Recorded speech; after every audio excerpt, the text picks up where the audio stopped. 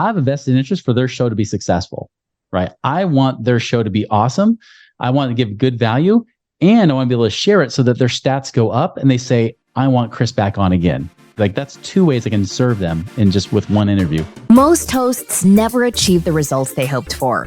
They're falling short on listenership and monetization, meaning their message isn't being heard and their show ends up costing them money. This podcast was created to help you grow your listenership and make money while you're at it. Get ready to take notes. Here's your host, Adam Adams. What's up, podcaster? It's your host, Adam A. Adams, and today I'm joined with a friend of mine, Chris Miles. Chris has published over 750 episodes. He's in his 9th season of podcasting.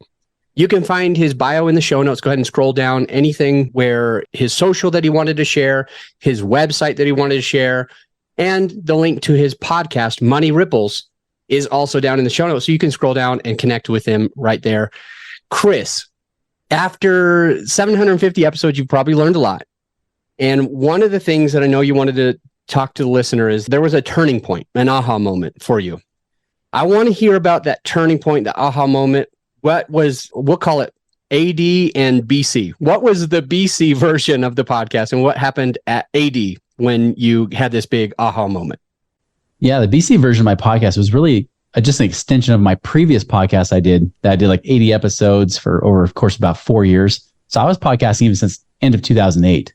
But it was always very organic. The whole purpose I had for the podcast was really just to save myself time and energy, right? Because I was trying to use it as a way to be like a frequently asked or should be asked questions from people. So if some client asked me, hey, Chris, tell me what's the best way to create passive income? Great, just go listen to the show and then we'll talk about it, right? So it would save me all that breath and energy having to talk to people. And it became kind of like my own book, so to speak. But the big aha for me happened actually was after I was interviewed on, if you ever heard of the show, Entrepreneurs on Fire with John Lee Dumas.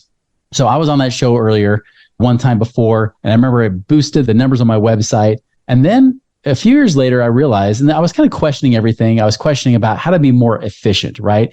And I realized that the best clients of mine came from my podcast. And I said, wait a minute, if that's my best place, why am I live speaking everywhere? Why am I trying to, go and network and do this and that and the other?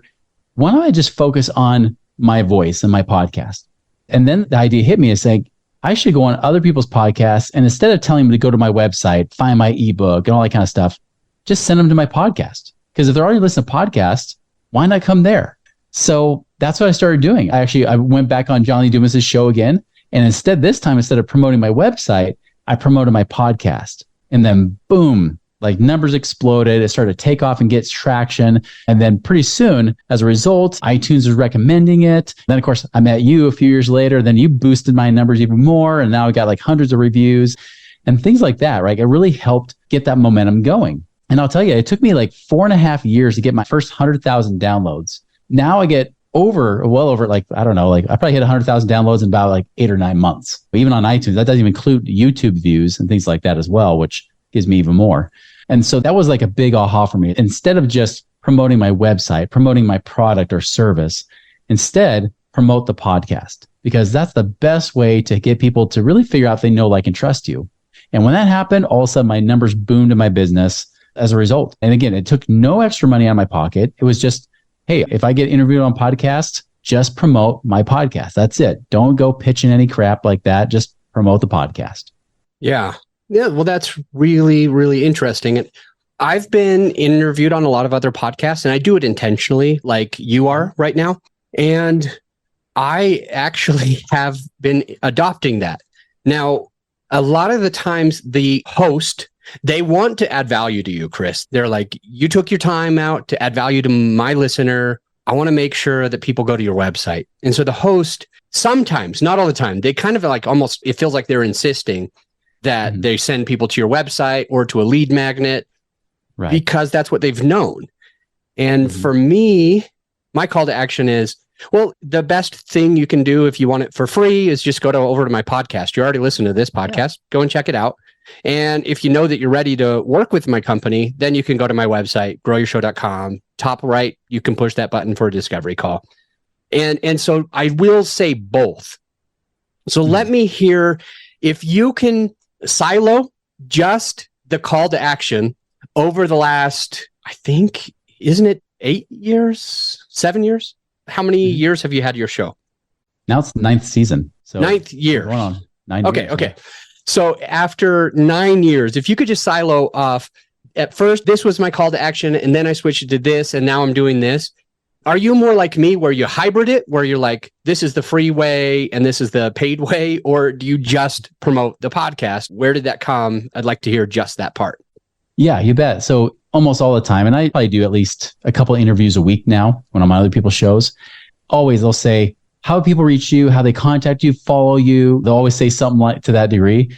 I'll say 2 easy ways. You go to moneyripples.com, or you can just follow my podcast on iTunes, YouTunes, whatever you want to do. Follow the Money Ripples podcast on YouTube or iTunes. And I just leave it at that, like 5-6 seconds, and we're done. Unless I say iTube or YouTunes, and then it might take me 10 seconds to say it. But it's very simple. It's just go to my website. If you want to visit my website, moneyripples.com, or follow the Money Ripples podcast wherever you follow podcasts.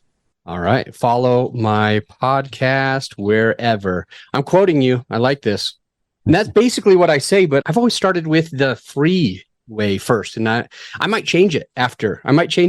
Just after we had this conversation. Mm-hmm. So do you feel one thing to extract from that, or make sure that the listener heard, is that you're saying you probably do about 2 interviews a week. And I'm trying to do 2 to 3 a week, and been able to do that fairly consistently because we really try for it.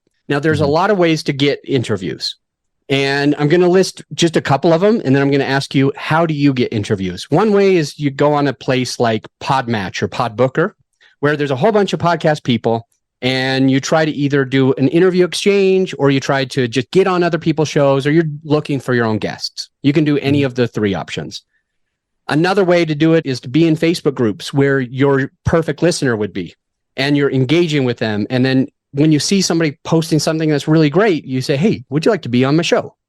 Another way is to pay a company that does podcast booking, like an agency that just does the booking, where you might pay $300 to $500 to each time that you get booked on someone else's show.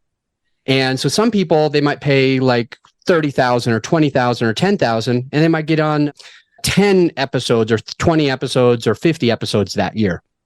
Of those, or option D, how are you getting booked on 2 other people's shows each week? That's the minimum. My average is actually closer to about 3.8 to 4 times a week. It's been a combination of a lot of the things you already mentioned, right? So funny, I just found PodMatch a couple months ago. I'm a little late to the party. Okay. But that's what boosted up from about 2 or 3 times a week up to like almost 4 or 5 times a week recently. So here's how I do it. I actually go in order of like cheapest or easiest all the way up to most expensive. So the cheapest one, of course, I started with was radioguestlist.com. That's a great membership, and it's free. You can actually get it for free, but I recommend doing the $6 a month membership. It's virtually nothing. But on top of that, you get the first interview pitches, right? And of course, I always recommend like make sure the show is a good fit for you and you're a good fit for them before you just pitch them, because nothing annoys me more as being a podcast host, someone pitching me anything, right? But I'll tell you, like, if it's something that really makes sense, great, reach out to them and make it make sense, and keep it short and sweet about who you are and what you do. So when I would radio guest list, you have to go and email them yourself.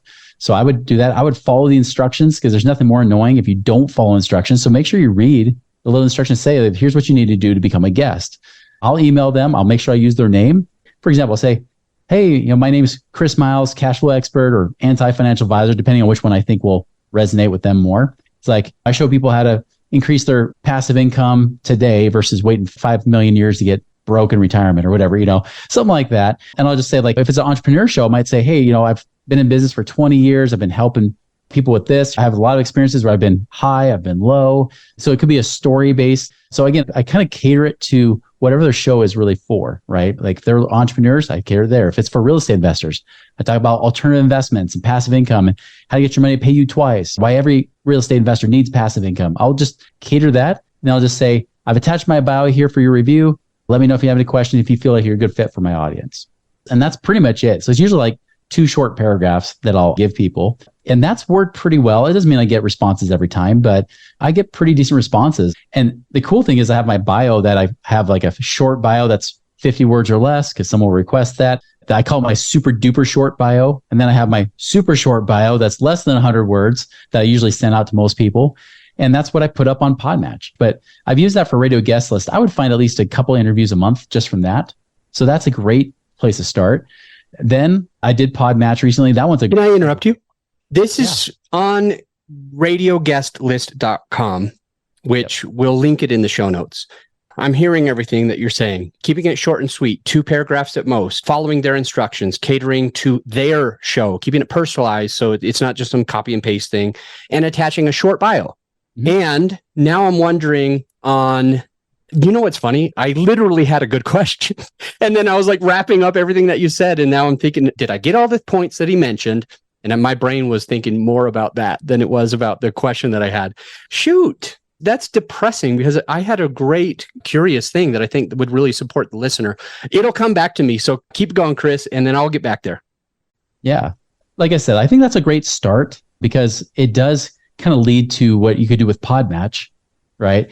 And you remember the question? Yeah, you could tell in my face. I'm like, oh, that's what it was. Yep. Are you getting them on your show? Are you doing both? When you do this 2 short paragraphs, what's your heart saying? What is your actual goal? Yeah, my goal is to get on their show. Okay. And so you don't feel bad, like, because I sometimes do feel bad and kind of have this reciprocity thing where I just feel like, man, I've got to offer them to be on my show too. I don't want to just be one-sided. Do you ever feel that way? And if not, which is great, or if so, how do you overcome it? Like, how do you change the mindset? Like, I really am here to get my message out.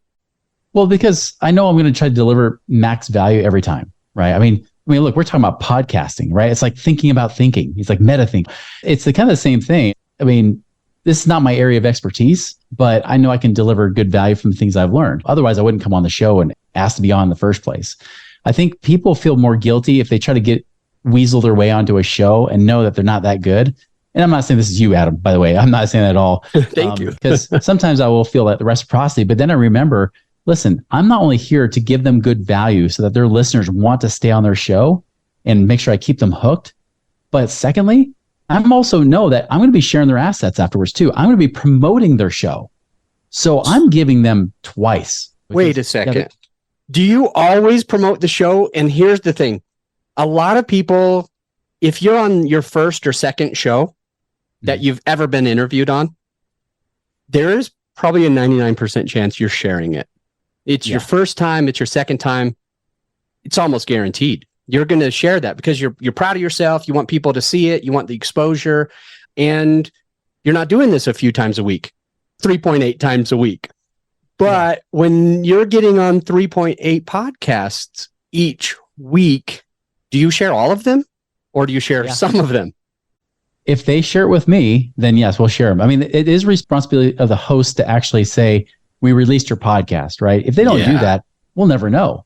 So there is a little bit of responsibility on their part, but I'll say at the end of the interview, when we're done recording, I'll say like, hey, that was awesome. It was fun. Let me know if you have show assets, the link or whatever, send it to me. Now I have a team to do it for me, but even before then, I was still doing it myself. I was still promoting it because even if it were 3 or 4 times a week, that's 3 or 4 posts that you don't have to create, right? Those are posts that say, hey, so honored I was on this show today. Check it out. I might have shared this, or something they can hook them with, right?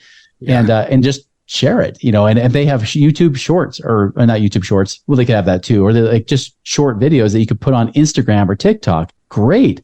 Have them tag you. Make sure they have your social tags. I just tell people it's easy. If you want to know, it's always at Money Ripples. You can just tag that. They're like, oh, good. So then it's not hard for them to figure out how to tag me when they do promote the show. Yeah. So I have a vested interest. I want them to promote the show. I want them to say, man, he was not only an awesome guest that gave great value, but he actually shared stuff and my stats show it. I got to have him back again. I want you to say that again. You have a vested interest for what to happen, Chris? I have a vested interest for their show to be successful, right? I want their show to be awesome. I want to give good value and I want to be able to share it so that their stats go up and they say, I want Chris back on again. Yeah. Right? Like that's 2 ways I can serve them in just with one interview. Yeah. And if they're promoting it, like, so you just kind of as you're having that conversation maybe at the end of the episode, you're like, hey, let me know when this goes live so I can publish it. And you also say, go ahead and tag me. It's easy. Yeah. It's moneyripples.com or it's at Money Ripples. Money Ripples. Yeah. So you're like, it's easy to do this. And you're basically telling them, hey, I want you to do it. I want you to tag me. That helps them to feel more comfortable. And also it's kind of sales in a way. Hear me out on that first, because the listener might be like, what does he mean? So in a way, when you say it's easy, just do this, what they're doing in their head is they are imagining themselves tagging you. And that increases the probability that they're going to share it at all, because they're like, oh, okay, I'm going to be tagging him. And so then they're like, you create it spiritually or in the mind, and it allows it to have a higher probability to manifest itself physically and in person. And so I love how you're doing that. And just the way that you worded that, I think is really valuable to the listener to be able to support their growth as well. Exactly. And now that I have a marketing team, they beg for new content. I beg for new content because that's just less content I have to put out myself, right? I'm horrible with a little selfie phone, like doing those kind of videos. I suck at that. I'm much better in this kind of environment, talking with somebody, having a conversation versus talking to myself, even though I can talk to myself in my own podcast, but it's different when I'm behind a desk versus on a phone, right? I have to figure out how to hold it at the same time. That's work. Yeah. So to have them create something that's an asset for us, right? Something that we can use and repurpose over and over, that's gold for us. We want that. And of course, I want them to know that we actually fulfill our word. We have integrity. We're going to do what we say we're going to do. Good stuff. And you mentioned a couple of times your team, your marketing team, your asset team, the people that work with you to do this. And I want to understand how that works for you and your purposes, because it seems like it's working great. And I'm curious if you are the person who's going on PodMatch, Podbooker, radioguestlist.com. If you're the one who's going there, sending the personalized message, or if your team is helping you get on other people's podcasts. I know you were like, I'm going to list it from the cheapest way to the most expensive way, but staying just at Radio Guest List, $6 a month for a second. Yep. Is this you personally doing the legwork, or is this your team that has learned how to speak with your voice and do that legwork? I've been doing it personally. Yeah, the whole entire time. Even with PodMatch, even though I did have somebody do that for me for a bit, maybe I just go with my gut a lot more. Like there's a lot of shows that I had somebody on my team reach out to. I was like, I would never reach out to that show. And I'm the one of those people, I want to verify numbers. So I actually upgraded my PodMatch membership to verify that it has a certain reach. Otherwise, I won't. I have so many other shows I can be on. I'm going to be more selective, right? Okay. So I started doing it myself, even with PodMatch. I'm actually doing that myself now. And again, I don't think it takes very long. Like I said, once you get the hang of it, those 2 quick paragraphs might take you 2 minutes, maybe. But again, if that gets you exposure to hundreds, possibly thousands of people that now want to follow you, and then now you're able to, some people would say in the marketing space, nurture them, right? I wouldn't even just say that. It's just really just create raving fans. And when you start to do that, it creates a ripple effect that you would never realize. I like how you threw in the ripple effect, my friend. Naturally. You're genius. Hey, so you're more selective. Genius, but really, I just don't have a very big vocabulary. So you're more selective. You want those people to have the bigger reach. Let's talk to the listener who's newer than you. They haven't been doing it. They're not in the 9th season yet. They're in the 1st or 2nd season right now. Yeah. And I'm curious, if they were using like PodMatch or something, should they be more selective? Should they be trying to find only the podcasts with more reach, or should they be okay with the smaller ones in the beginning stages? What do you think? I think it's okay to be on the smaller ones. I definitely wouldn't like the ones that say that they only have a YouTube show and there's 2 views because it was the host that watched it or something like that. And their mom. Or their virtual assistant. Exactly. I mean, so there should be a certain amount of reach. Like I said, I upgraded my PodMatch membership. I mean, you can go with as low as I think it's $30, $29, something like that for the first level. Second level was $59 or something a month. I can't remember, but I went the higher level so I can see the stats. Yeah. But even then, I verify the stats. So I will look up a show on listennotes.com, listen like LASTEN notes.com, because that can tell you which percentage, what's your listen score. And that's now granted, that's only Audible versions, right? That's the iTunes, the Stitcher, or was Stitcher, like, those kind of things, right? If they got a YouTube presence, I'll check there too. If they don't show up, I go to Listen Notes. I can look it up. Like if you look up Money Ripples podcast, you'll see a score of 49. I'm top 1%. Very few podcasts ever get there. And so, especially if someone wants me to do a podcast swap, I'll be like, okay. And this is if they reach out to me, which I start getting a lot of those invites now too. If they reach out, I'll look that up and say, well, let's just see. Like they don't have to be where I am, but I might want to see at least top 5% in their lesson score for me to say, I'm willing to do a swap when I have so many guests. Like I don't even need guests. So I never even use PodMatch for guests because I never have a shortage of guests because I always have plenty of people to talk to, right? I mean, you're in episode number 414. So you remember. Actually, I Googled it just before the show. That's why I know. I thought you just memorized it. Out of 750 episodes, you just memorized it. Yeah. So yeah, I don't think you have to have somebody that's always at the same level, but I think it doesn't pay to verify just to make sure that there's just no listeners. Yeah.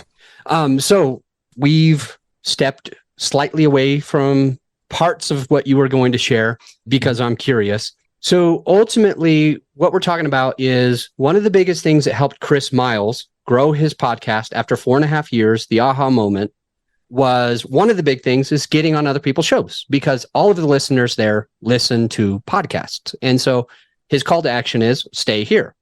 And so he's getting booked on other people's podcasts. And he was talking about the lowest cost way to get some of this done. And then he's going to be moving into some of the other ways that eventually can be a little bit more costly up front. And hopefully that means it's an investment because we're putting in money so that we can get money back. So let's talk about what's next after, what is it called? Radio guest list. What's next? Mm-hmm. Yeah, so I've kind of flirted with it. We'll talk about PodMatch, right? I wish I knew that one earlier. That has been just a gold mine. And the crazy thing is there's a lot of shows that I find on there, they get recommended that I've already been on. Yeah, I'm like, these are like the who's who of all podcasters. So definitely if you want to have more come through, I know with the one membership I did, I think it's like $59 a month.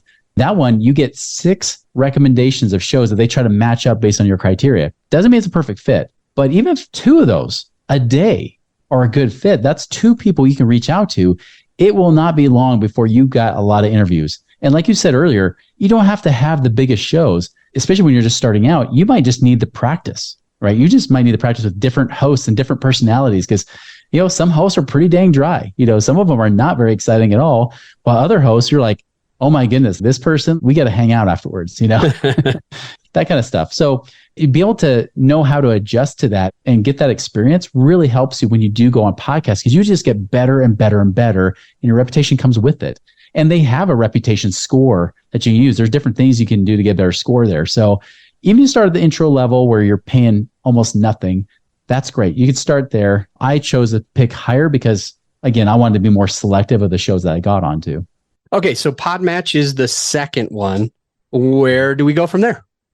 Then after that, if you really want to start putting out some money, then you can start having services do this work for you. If this were always the case for me, I would pick this every time.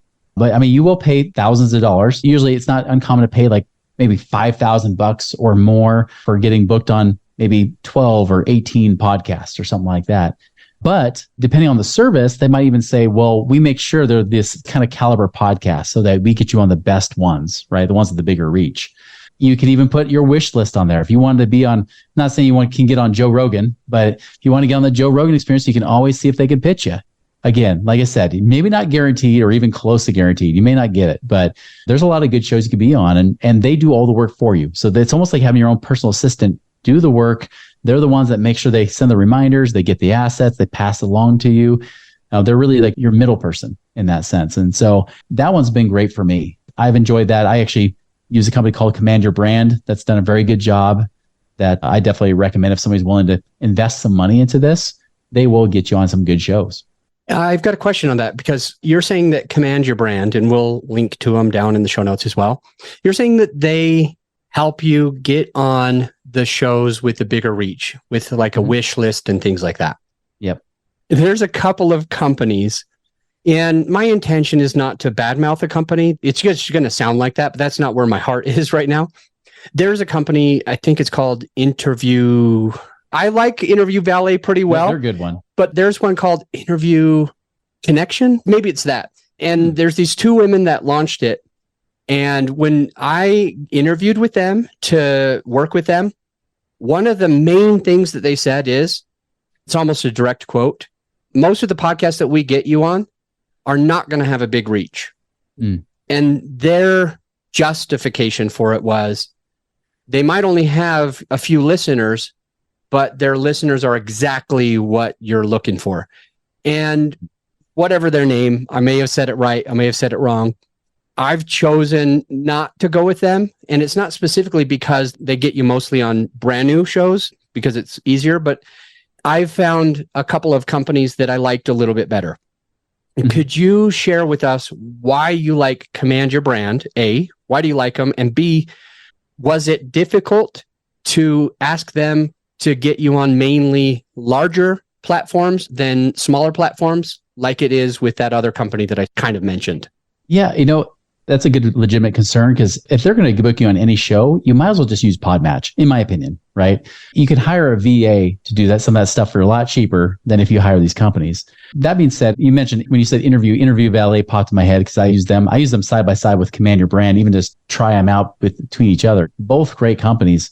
The thing that makes it different is, besides the fact that they kind of become like your own VA in that sense, the reason that got me to reach out to like that company Interview Valet the first time was because they did really match up well, because they would reach out to me on my own podcast saying, hey, I've got a guest suggestion for you. And I get these multiple requests a day. But when they would send them out, I would be like, you know what? This person's a pretty good match. Or I would just tell them like, no, that's not what I'm looking for. I don't want any financial advisors. They suck. I don't want those people. I'm just because I'm a financial show doesn't mean I like the traditional norm. So, but pretty soon they're like, oh, okay, that's good to know. And then the next time around, they gave me somebody who was even better. I was like, this person's actually pretty good. And so they started all of a sudden they kind of knew my number, right? They knew how to get to me. And when they did that, I said, well, wait, do you guys offer services to pitch me on other shows? Because you're now pagan to the point where I'm paying attention to you while ignoring all these other people pitching me. What's your secret, right? I want to know. Yep. And that's why I started using those services, because when they pegged my show and the kind of guest that I wanted, it got my attention. It means I will actually pay attention to their emails.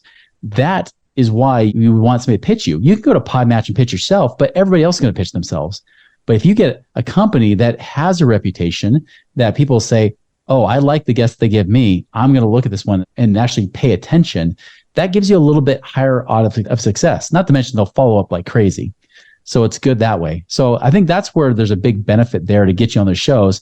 And especially if they do legitimately go after shows that have at least X amount of reach, right? If they're going for that, I think that's a bonus.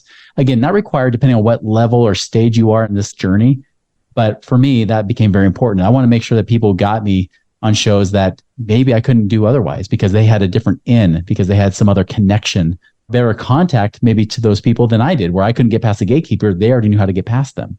Are you still working with these type of services that help you get booked on other people's podcasts, or has these other two less expensive, less costly versions supported you enough that you are booked on plenty of podcasts and you don't want to pay the $5,000 to get on 12?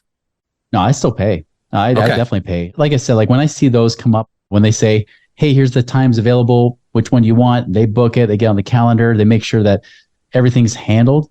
That to me is definitely, I love it. I think that's a great service. And I know that they're going to find quality shows.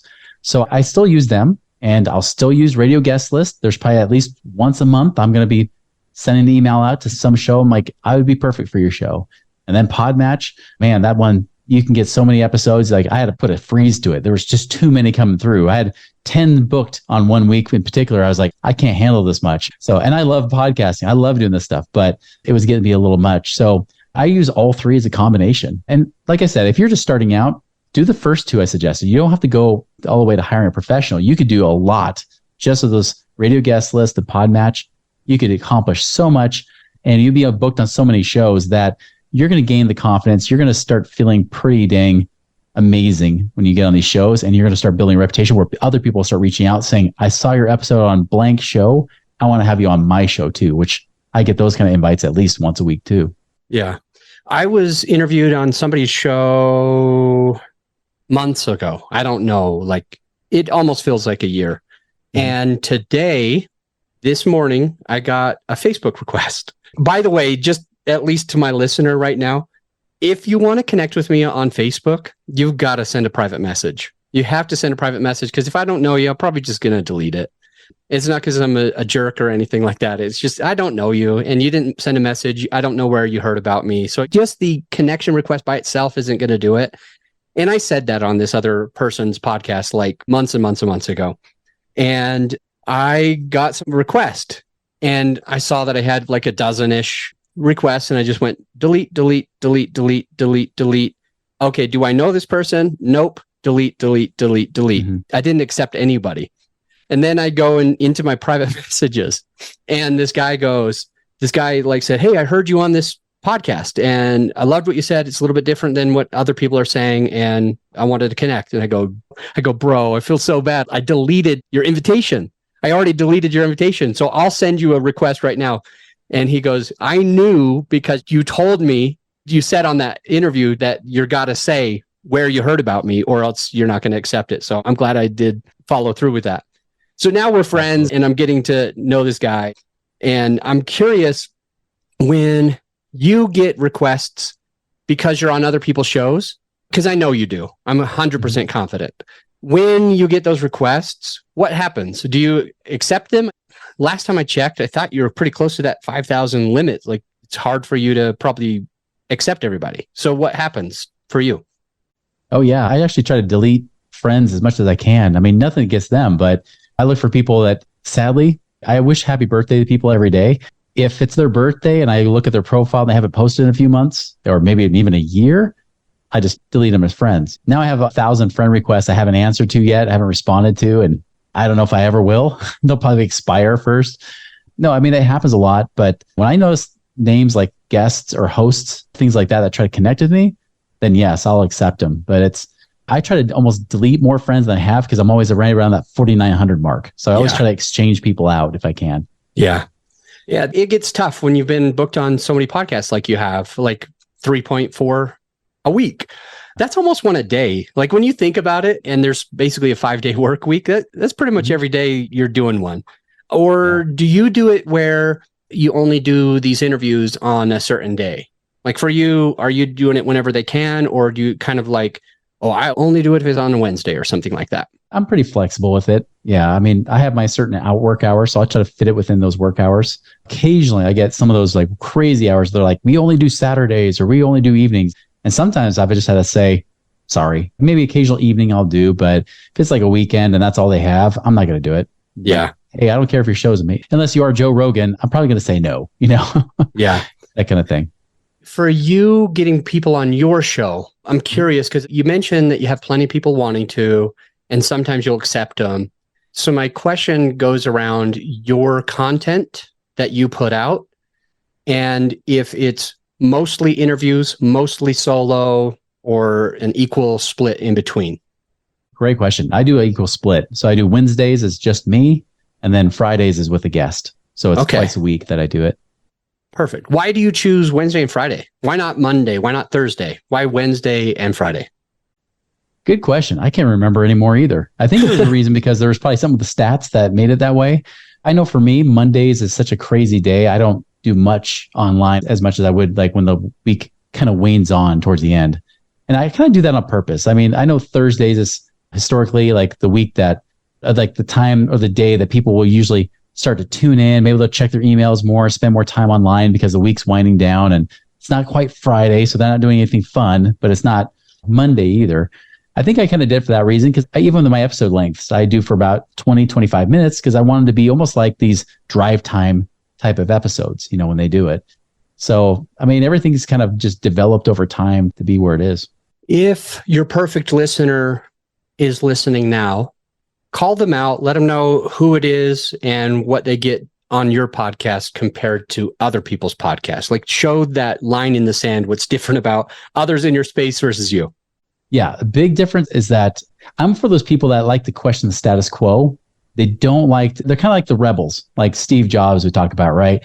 The people that want to think different, they actually like to think for themselves. They're more critical thinkers and they want freedom. Like they don't want to just live the status quo life. They really want something more out of their lives. And those are the people that come. I mean, for example, when I open my show, I always talk about those that are, they're working hard for their money, but they want their money to start working harder for them today. They want that freedom and cash flow now, not 30 or 40 years from now, but today, so they can live that life that they love with those that they love. But more importantly, it's not just about them getting rich. It's about them living a rich life, because as they're blessed financially, they have a greater capacity to bless the lives of those around them. And that's what it means to be a Rippler. I mean, that's really who I talk to, are those people that are kind of down to earth, good people, probably going to be more conservative. Sorry. I mean, we have some liberals that love us too, but if somebody's like extreme liberal, they probably don't like us that much, because I'm talking about money in a positive light as a good thing, because that freedom is what allows you to be able to bless more lives. And so we get a lot of people that are more spiritual in nature sometimes, or, of different faiths. We get people that are sometimes might lean more conservative, but really it's about the person that wants freedom and wants to do it different. They want rich dad, poor dad, but somebody to actually explain it to them and tell them how to do it, versus just promising them all this fluffy unicorns and rainbows and give them crap. Like, we actually give people tactical ways to do that. So you said something that I basically quoted you, and you says that's what it's like to be a Rippler. And on my podcast, I call my listener a podcaster. It's not that unique. It is not that unique.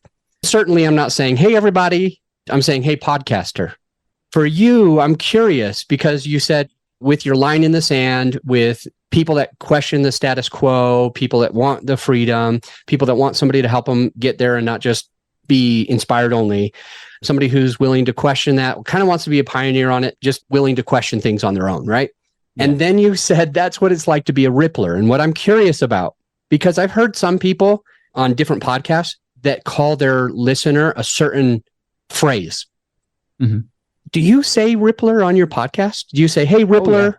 Oh, yeah. Okay. Tell us about that. You basically heard my opening to my podcast just now. Okay. Yeah. All right. Every single episode. So I like that. Your opener was great. What I'm maybe curious about is there's a small amount of people that say the opener, like they literally will record it every time, even though it's practically the same exact thing. And there's others of us that just say, just bypass all that and just record it, since it's going to be the same every time. And Joe Fairless, he's very active. He's got a huge follower, but he says the same thing every single time. He will record it in front of his guest every single time. Yep. Me, I don't. What do you do? Do you say it every time, or do you just record it once? No, every time. I'll say it every time. Sometimes I'll even mix it up depending on the guest, because I might just intuitively feel to just twist it or change the wording a little bit. And it's funny because I've had several guests say, you know what, when you said this, it just got me thinking, man, like, you and I are the same, and they might not have known me that much, right? They might know me a little bit, but just hearing that, it inspires them and then makes them want to take that focus on the episode too. So yeah, I'll do it every time. Like, I'll use that as a way to really, even if it's a guest, like I've had some bigger guests that may not have known me from Adam Adams, guests I've had on. Well, I mean, okay, I do know Robert Allen, who did Nothing Down in the 90s and Nothing Down Real Estate. He lives in Utah as well. But I've had the guys like Mike Michalowicz, who wrote Profit First and The Pumpkin Plan. I invited him because we talk about him all the time. And so for him, it's just like, oh, here's another interview. Let's do it. And then I start with that opener. He's like, yeah, I like that. I guess it's more personal when we start to align on those values. And I think that's important when you're a podcast host, is you got to stand for something. Or you can just interview guests all day long, but if you're not standing for something, you're just vanilla, right? You're just like everybody else, and you're going to get lost in that sea. And for you to be able to take a stand and say, this is what I'm about. This is what our show's about. These are who our listeners are. The more you get clear on that, the easier it is to talk to that audience. And I don't care if I'm like the number one podcast. I don't care if I can't beat Dave Ramsey's numbers, even though he's a hoser. Obviously, there's part of my values right there. Good guy. But a guy that says debt is dumb and cash is king. Oh, great. Good job. Thanks for giving me 101. I want 202. I want to prosper, right? So I want to be able to set that apart, that show, and be able to get people to not just say that's a good show, but say, I'm a Rippler too. That's me. I'm not just here about making money. I want to bless more lives. I know that I've got gifts that I have to give to other people, and financial prosperity just allows me to be a better person and allow me to expand and bless more lives with the money that I have, with that freedom that I have. Those are the kind of people I want to follow me. I don't want the hosers. I don't want the people that are like the people that are just in it to get rich. They just want that Instagram lifestyle, and they want to take their little selfies of their cars and crap. Like, those aren't my people. My people are people that are good, integrity, down to earth people that want to make a difference. Yeah. Cool. I like this thought, and I hope that the listener picked it up as well. When we have a podcast, one of the best ways to be a thought leader is to not just be vanilla. It's to have our own unique thing that sets us apart. It's having our own value. It's our own direction. It's our own perspective on things, and being okay to basically draw the line in the sand and say, that's what's over there. This is what's over here. This is what makes us different, because it sounds like it's very challenging for someone to agree to want to follow somebody and repeat them and share their content if they're saying the exact same thing as most of the people that they hear. But when you do something different, you can now be a thought leader. So really liking that. And I'm hearing the part about you repeating and maybe changing it up a little bit, your intro while you're in front of the guest. And I'm just curious. I'm curious because sometimes when I speak to my listener, I'm also hoping sometimes that my guest will hear parts of that. So for example, I might have a guest that is having a really hard time getting traction on their podcast. They've been doing it for 4 years. They've done a few things really, really well, but they don't have the listenership that they're looking for. So I might say something basically to my listener, but hope that the guest on my show hears it too. I might say something like, if you're having a challenging time getting in front of the right people, we can support you with that. I might say that. And I'm curious for you, if there's ever a time when you're a host or a guest where you're on somebody else's show or where they are on your show, where not only do you want to bless the listener, but you might also be doing it intentionally, saying something that might serve the person that's on the other side of the mic as well. Does that happen for you? And if so, how? The best interviews. Yeah, it really is. You can always tell when a host is really intrigued and they want to know more for themselves, right? Yeah. They're hungry for the information. And it's a cool journey because the listener's on that same journey. When the host is on the same journey, he's like, I'm just trying to learn about this too. I didn't know you could do this. This is incredible. So I'll tell you, if this is ever a testament to why you should be on other people's podcasts, this would be. As I mentioned, I was on Entrepreneurs on Fire that first time. Then the second time I referred to my podcast and I saw a boom in those numbers. Well, 5 months later, someone reached out to me. It was a guy that said, hey, I think he might have even reached out to me on LinkedIn possibly, but he said, hey, I just heard your episode, Entrepreneurs on Fire. I'd love to have you on a guest on my show. And he was a real estate investor. And so I got on his show. And then he started asking me about like this infinite banking, that's kind of concept. And he was asking for himself. In fact, it was actually, we were talking about passive income the first episode, but when I threw out like, yeah, this infinite banking, you can actually get paid twice. He's like, wait, what? Okay, we got to do a second episode. And so we ended up recording a second episode 2 weeks later. And he was really just intrigued, like interviewing me. So the funny thing is, not only after that interview did he become a client of ours, right? But then he referred me to another podcast host who said, you got to meet this guy, who ended up becoming one of our biggest clients on that infinite banking side. And he referred me to his 1,200 doctors that were also there. Between that, just that one episode with John Lee Dumas leading me to that one guy that led to another guy, and then just the referrals I got from those two guys, I probably made $4 million for an episode that I maybe paid $600, $1,000 to be on. Now he'd be like $4,000 or $5,000. I was on and it cost me $3,500. So yeah, it was a year ago. I think it's even more now to be on John's show if you pass the whole test, right? But even then, like if somebody tells me, hey, would you pay $5,000 to be on John's show? Yes, sign me up right now. I'll do it again. If it makes you $3 million, why not? Why not, right? And so that's the power of a podcast. It could just take one listener on that podcast to just make this massive difference in your life. And so, yeah, I really think the success came because that guy was so intrigued with that specific topic that helped him, that also helped his listeners, help people that we've been referred to ever since. And still, people will find that episode from time to time. That episode's now like 5 years old. And every once in a while, people say, I saw you on that interview with this guy. I was like, are you serious? It's still up? Like, that's awesome. Great. Yep. I love it. And that's the power of that connection. Speaking of what you love and the power of connection, I've had a good time with you today, Chris. Thank you for jumping on the podcast. We've gotten a lot of really good takeaways about not being vanilla, standing for something, drawing your line in the sand, calling your listener a certain thing like a rippler and letting them adopt that as well. So it's more of like a movement than just somebody who's hearing a podcast. Additionally, talking about how you do half your episodes solo, half of them interview, why you publish on Wednesdays and Fridays, talking about getting on other people's podcasts with the cheapest version, the second version, the third version, and the power of what some of those can do for you, like with John Lee Dumas's, where it made you a few $1,000,000 just from that one interview and being open-minded to what else that can happen after that.